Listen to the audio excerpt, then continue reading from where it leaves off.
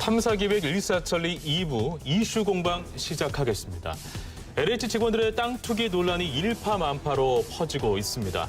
특히 LH 전북본부 전현직 직원들이 많이 가담돼 있고 또 일부 전주 시민들까지 연루돼 있어서 충격을 안겨주고 있는데요. 오늘 이슈 공방에서 그 이야기를 나눠보도록 하겠습니다. 먼저 영상부터 확인하시죠.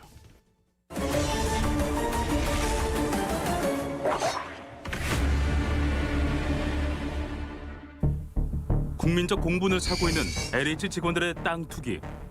수사 대상에 오른 LH 직원 가운데 7명이나 전북 지역 본부에서 근무했던 것으로 드러나 전북 본부가 투기의 중심으로 지목되고 있다.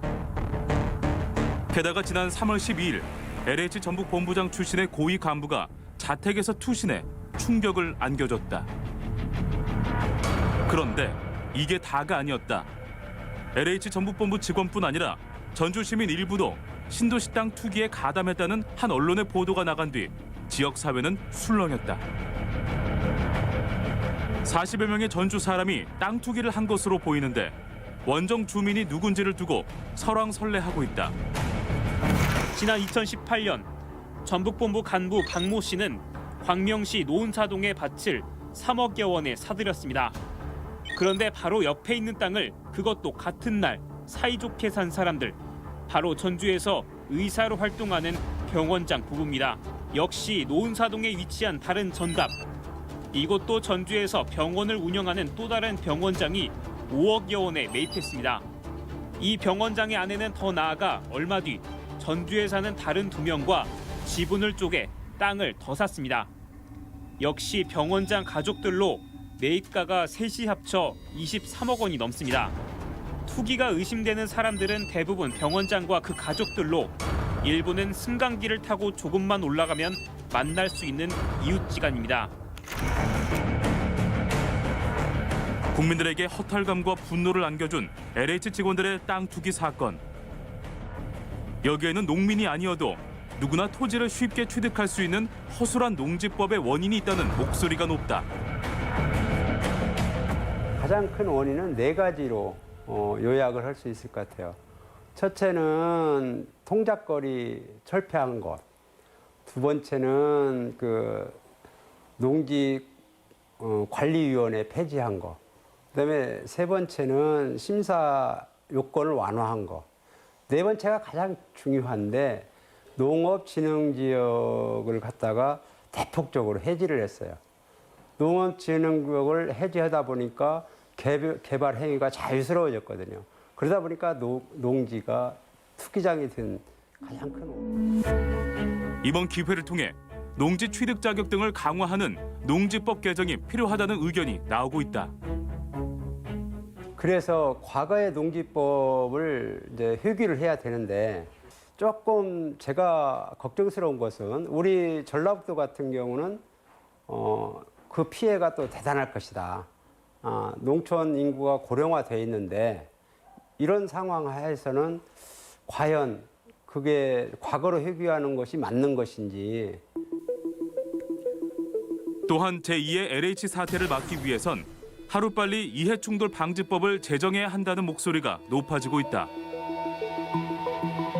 공직자의 사적인 이득을 방지하는 이해충돌 방지법은 2013년 처음 국회에 제출됐지만 번번이 문턱을 통과하지 못했다.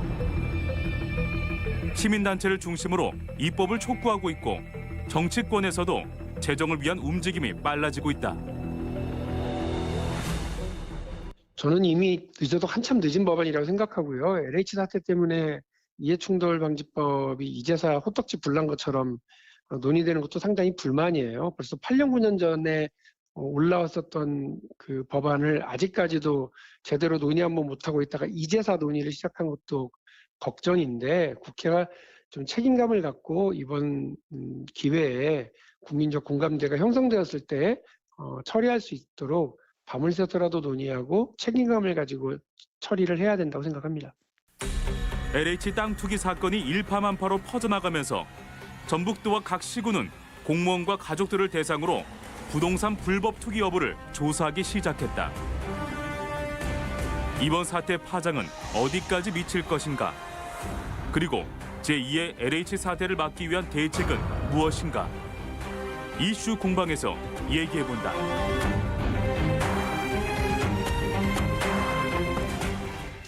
네, 오늘 이야기 나눌 두 분 소개합니다. 양성빈 지방의정활동연구소장, 김영우 변호사 나와 있습니다. 안녕하세요. 반갑습니다. 안녕하세요. 네, 그 연일 들려오는 LH 직원들의 땅 투기 소식에 국민들이 느끼는 뭐 상대적 발탈감이라든지 뭐 허탈함 이런 부분은 이루 말할 수가 없는데요. 이렇게 투기를 할 수 있었던 배경으로는 아까도 영상으로 잠깐 봤지만 허술한 농지법을 꼽고 있습니다. 이 농지법이 무엇인지 저희가 한번 짚고 넘어가야 할 것 같아요. 어떻습니까? 예, 우선 우리나라 이제 헌법에는 예. 경자 유전 원칙이라는 게 있습니다. 그러니까 직접 농사를 짓는 사람이 그 농지를 소유한다 네. 이런 원칙이거든요.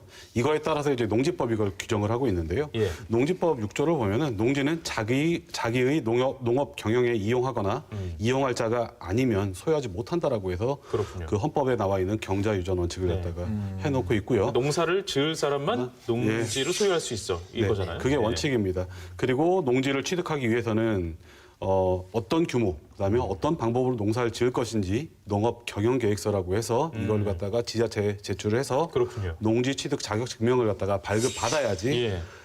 아무리 계약이 이루어져도 농지 네. 취득 자격 증명을 그 발급 못 받으면 소유권 이전이 안 되거든요. 그렇군요. 예, 그래서 이제 그런 절차를 거쳐서 농지법에 이제 규정이 돼 있습니다. 그래서 네. 이전을 할 수 있도록 취득을 할 수 있도록 이렇게 규정돼 있습니다. 그렇다면 이번에 문제가 되고 있는 농지법의 그러니까 큰 문제점, 이 안에 담겨 있는 큰 문제점은 과연 무엇입니까? 가장 큰 문제점은 뭐냐면은 농지를 취득하기 위해서 농업 경영 계획서를 지자체에 제출하고 담당 공무원이 이거를 갖다가 심사를 합니다. 네. 근데 수리가 너무 쉽게 이루어진다는 거죠.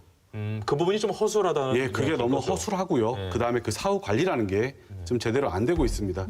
예를 들어서 농지를 취득을 했는데 농지 취득 자격 증명을 발급받아서 농지를 취득을 했습니다. 어떤 사람이. 근데 이 사람이 실제로 농사를 안 지어요. 근데 누가 신고하기 전까지는 이걸 갖다가 지자체에서 관리를 안 합니다. 아, 그렇군요. 지자체에서 알게 돼가지고 시장, 군수, 구청장이 이거에 대해서 농지를 처분하도록 명령을 할 수 있는데요. 그렇게 현실적으로 되는 경우를 저는 한 번도 못 봤고요. 감시 체계가 없는 거군요. 네. 그리고 농지 취득 자격 증명을 갖다가 허위로 발급받았을 경우에도 예. 사실은 처벌이 솜방망입니다. 그런 게 좀 문제가 있지 않을까라는 생각이 듭니다. 양성빈 소장님이 보시기에 이 농지법에 대한 문제점은 어떻게 바라보고 계십니까? 농지법은 이게 1994년에 법률이 제정된 이후에 예. 지속적으로 완화돼 왔습니다. 그렇군요. 그래서 비농민이 이 농지를 좀 소유할 수 있는 이제 그런 내용인데요. 아까 얘기했던 그 농지법 6조 2항에 보면 10가지 예외 조항이 있어요. 그 중에 이제 특히 문제가 되는 것들이 상속으로 인한 농지를 소유하는 경우, 그게 문제가 됐고요. 그다음에 농사를 그만두어도 농지를 소유할 수가 있는 부분, 그게 또 두 가지, 이게 가장 큰 원인이라고 저는 네. 보여지기도 하고요. 예. 그다음에 아까 영상에서 보셨듯이 농업진흥구역이 해제가 되는데 상당히 까다롭긴 합니다. 지금도 현재도 까다롭긴 한데 뭐 국토계획 및 이용에 관한 법률이라든지 타 법률에 의해서 진흥구역이 해제가 되는 경우들이 있어요. 공공의 목적으로. 네네. 그래서 그런 부분들이 하나가 있고, 그다음에 지금 현재 뭐 대체에너지, 태양광을 주로 네. 얘기를 하는데 태양광 때문에 또 없어지는 농지들이 굉장히 많다는 그렇군요. 거죠. 또 하나 더 예를 들면 농업회사법인 같은 경우가 문제가 되는데요. 농업회사법인은 비농업인이 90%의 지분을 가질 수 있습니다. 그렇군요. 하다 보니 최근에 전라북도 내에서도 그런 사건들이 일어난 걸로 알고 있어요. 농업회사법인이 농사를 목적으로 하는 게 아니라 이 토지 거래 매매가 실적이 100%인 경우들이 좀 나타났었어요. 그래요? 그래서 이 농지법을 빨리 지금이라도 좀 개정을 해야 되는 방안이 맞을 것 같고, 다른 부분들은 좀 그 이후에 또 설명을 드리도록 하겠습니다. 알겠습니다. 사실 이번 사태가 국민의 이렇게 큰 공분을 사는 데는 이 점도 분명히 있는 것 같아요. 그러니까 단순히 땅을 샀다는 점을 넘어서 계획적으로 뭐 나중에 보상을 많이 받기 위해서 나무가 없는 곳에 일부러 나무를 빽빽히 심는다든가. 정말 교묘하네요. 아니면, 예, 나중에 또 분양권 혜택을 받기 위해서 일부러 뭐 조립식 주택을 지었다든가. 이런 게 결국은 지금 법을 이용해서 장난을 치고 있는 것 아닌가 하는 생각까지 들거든요. 네네. 실제로 수목 같은 경우는 기본적으로는 그 이전비, 그다음에 이후 손실 발생에 대한 것들을 지원을 하기 때문에 지급을 하기 때문에 이식 비용을 지급을 합니다. 그래서 이전비와 이식비를 보상을 하는데 원칙이 예. 그루별로 보상을 하는 게 원칙이라고 합니다. 그룹. 네. 그러다 보니 실제로 이거를 경작할 목적이라면 뭐 이 나무와 나무 간의 간격이 1m여야 되는데 50cm씩 심는다라든지 뭐 그런 편법을 사용을 하는 거고요. 그리고 이번에 토지를 뭐 구입을 쪼개기로 구입을 했는데 1000제곱미터씩 쪼갰다. 그런 얘기들이 나오지 않습니까? 근데 1000제곱미터 이상을 가진 사람들한테 우리가 단독주택 우선 공급권을 지급을 하기로 했다는 거예요. 그래서 예. 이제 1000제곱미터로 이제 잘랐던 그 쪼개기를 했던 그런 이유이기도 하고요. 뭐 그래서 뭐 분양권 혜택을 받기 위해서 그 조립식택을 지었다든지 이러한 문제들이 계속해서 나타날 거고 아까 말씀드렸던 것처럼 이 투기에 대한 것들을 미연에 방지하기는 쉽지는 않을 것 그렇죠. 같아요. 예. 하지만 그럼에도 불구하고 또 이런 재발 방지를 위해서 이해충돌 방지법이 네. 이번 달 안으로라도 좀 처리가 돼야 될 것 같다. 네네.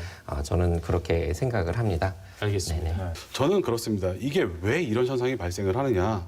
공공기관, 공공주도로 지자체라든가 지금 문제가 되는 LH공사 같은 공공기관에서 개발을 하다 보면은 예. 보상 기준안이 마련이 돼 있습니다. 네네. 이 기준안을 갖다가 교묘히 이용을 하는 거죠. 그렇군요. 근데 만약에 이걸 민간에서 개발을 한다라고 한다면은 좀 다른 차원이라고 저는 생각을 하거든요. 예. 공공에서 하니까 보상금도 엄청나게 많이 나갈 수밖에 없는 부분입니다. 왜냐하면 그 일단의 토지를 갖다가 계획을 잡았으면은 어떠한 일이 있어도 이걸 다 수용을 하거든요. 그리고 다 보상을 해줍니다. 예. 소송을 집어넣어서 더 달라고 할 수도 있고요. 손실보상금 증액청구 소송이라고 하는데요. 이런 걸 통해서라도 여러 가지 방법이 있어서 주민들 입장에서는 또는 토지주 관련자들은 어떻게 해서든 많은 보상을 받으려고 하는데 네. 만약 기업이 한다면 기업에서는 적절하게 규제를 합니다. 이건 보상을 못 해준다라고 명확히 선을 그을 수도 있는데 그렇군요. 공공회사다 보니까 법률에 근거된 대로 무조건 다 요구를 하기 때문에 그럴 더 수밖에 비용이 없죠. 많이 나가고 이런 문제가 좀 발생을 하는 거거든요. 예. 자, 그러면 앞으로 그 농지 취득의 조건을 강화하고 또 농지 관리 기구를 신설해서 관리 감독을 좀 철저히 하게 되면은 이 땅 투기가 어느 정도는 없어질 거라고 보시나요? 현재보다는 아마 어려워질 거라고는 생각을 합니다. 하지만 완전히 근절되기는 어려울 거라고 보여지고 있고요. 네. 그래도 농지에 대해서만큼은 투기가 많이 줄어들지 않을까 네. 이렇게 좀 생각을 합니다. 네, 알겠습니다. 네, 농지 취득 조건을 좀 강화했을 경우에 네. 양 소장님도 같은 의견이시죠? 네, 저도 뭐 같은 의견입니다. 하지만 농지법을 이렇게 완화했던 이유들은 사실은 수도권 집중 현상이 되면서 예.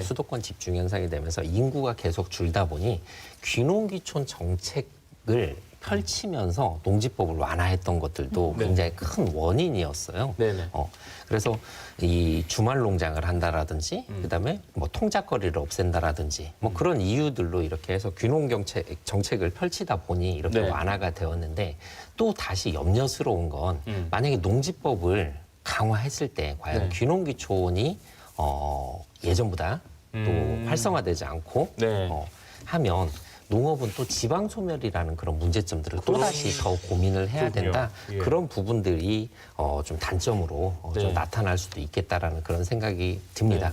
이 하지만 부분도 좀 있을 수 있을 것 같아요. 네. 그 농지 취득 조건을 강화하면 물론 뭐 규제는 강화해서 이런 투기를 좀 미연에 방지하는 효과는 있을지언정 기존에 그 농지를 갖고 있는 분들은 조금 뭐랄까 피해를 받는다. 네, 농지를 사고 파는 게 좀 어려워지니까 이 부분에 대해서는 어떻게 좀 의견을 생각하시는지요?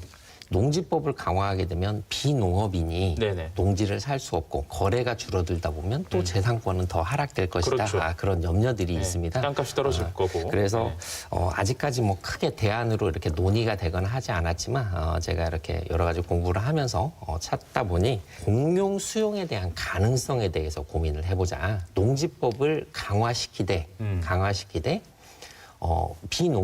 농업인이 살 수 없도록 하고 예. 대신에 공용 수용을 통해서 국가가 그 농지를 보존하면서 뭐 임대라든지 그런 부분들을 좀 고민하자 그런 내용들이 네. 있더라고요. 그래서 이것도 좀 하나의 대안이 되지 않을까 그렇게 생각을 합니다. 네, 알겠습니다. 김 변호사님께서는 예, 저도 뭐 양 소장님 의견에 어느 정도 공감은 하고 있고요.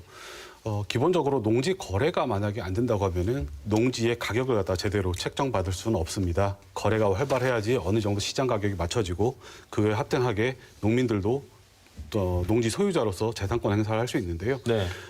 무조건 규제를 한다 보면은 사실은 농민들이 갑작스럽게 뭐 자식 결혼이라든가 학비라든가 이런 걸 대기 위해서 농지를 처분하고 싶어도 처분하기 쉽지 않은 또는 헐값에 처분해야 되는 문제가 있죠.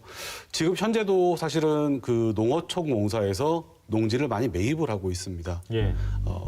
근데 저는 이 부분을 갖다가 좀 더 확대를 해가지고 필요한 사람, 이제 더 이상 농사를 안 짓겠다, 나이가 많아서 이제 은퇴하겠다라고 네네. 하시는 분들도 농지를 이제 처분하고 싶어하는 분들도 있거든요. 네. 이런 분들을 위해서라도 농지에 대해서 농어촌공사라든가 이런 공공기관, 저는 국가나 지자체에서 직접 하는 거는 좀 안 좋다라고 보고요.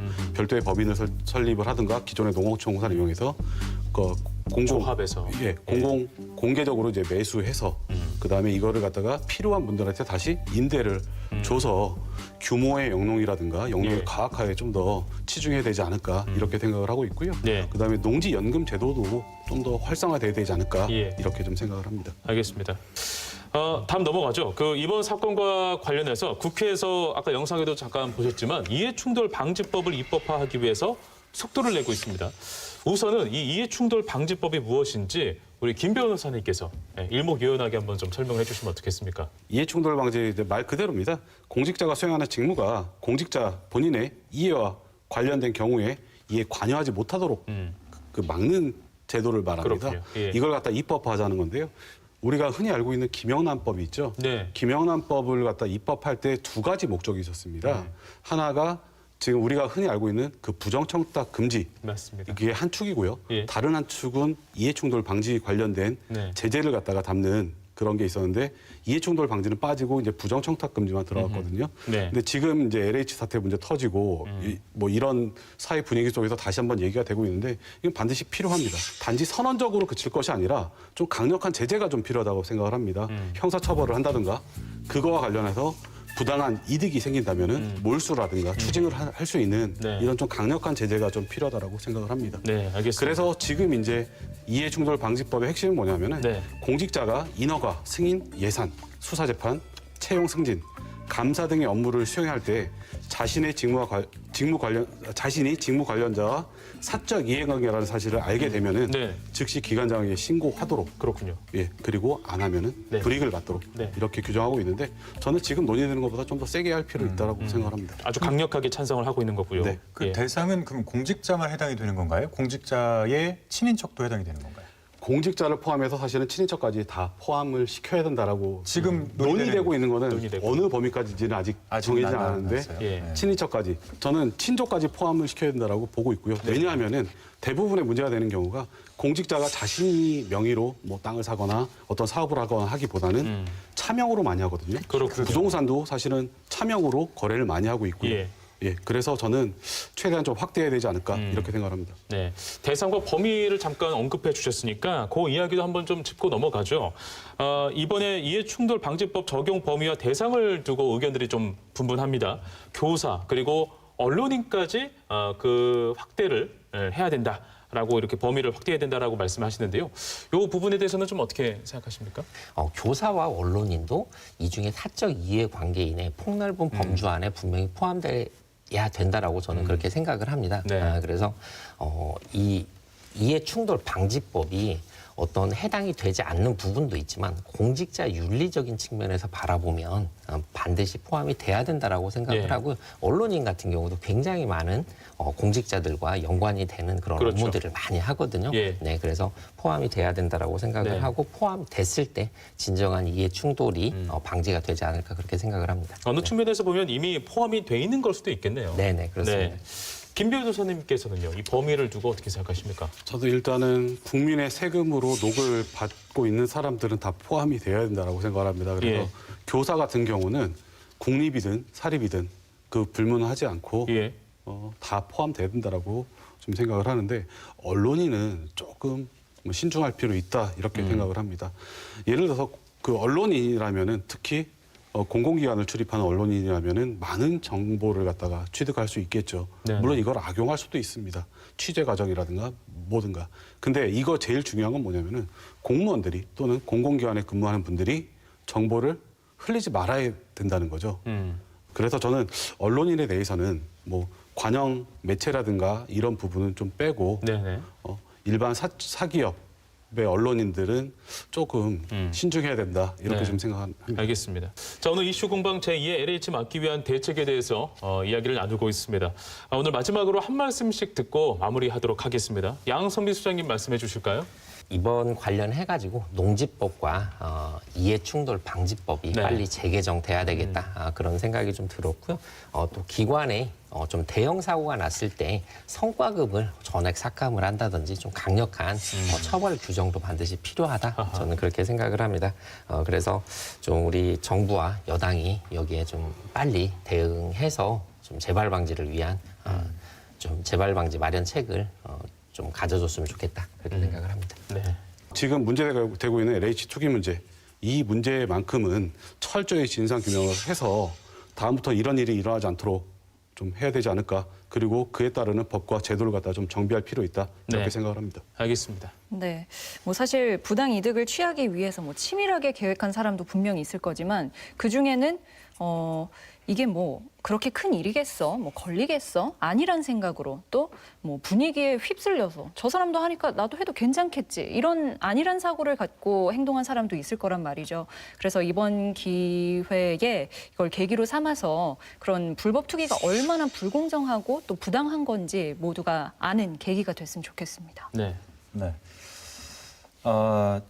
이번 정부 들어오면서 그 부동산 집값만큼은 잡겠다고 사활을 걸겠다라고 그렇게 공언을 했었죠. 부동산 값 잡겠다고. 그래서 뭐 투기과열지구 만들고 공시지가 올리고 대출 규제하고 뭐 여러 가지 법안들 많이 내놨었는데 그러니까 결국 그 비공개 정보를 이용해서 이 정부의 직원들, 그러니까 공사의 직원들은 그 비공개 정보를 이용해서 땅을 사서 차익을 또 굉장히 크게 남겼었다라는 거죠. 이번에 비공개 정보를 통한 투기, 그만큼 정말 책임을 지고 어떤 조치들 강력하게 좀 취해야 되지 않을까 저는 그렇게 생각을 합니다. 네, 알겠습니다. 자, 오늘 이슈 공방은 여기서 모두 마치도록 하겠습니다. 탐사기획 일사천리는 앞으로도 더욱 넓고 더욱 깊게 날카로우면서도 따뜻함을 잃지 않은 시선으로 도민 여러분과 함께 하겠습니다. 시청해주신 여러분 고맙습니다.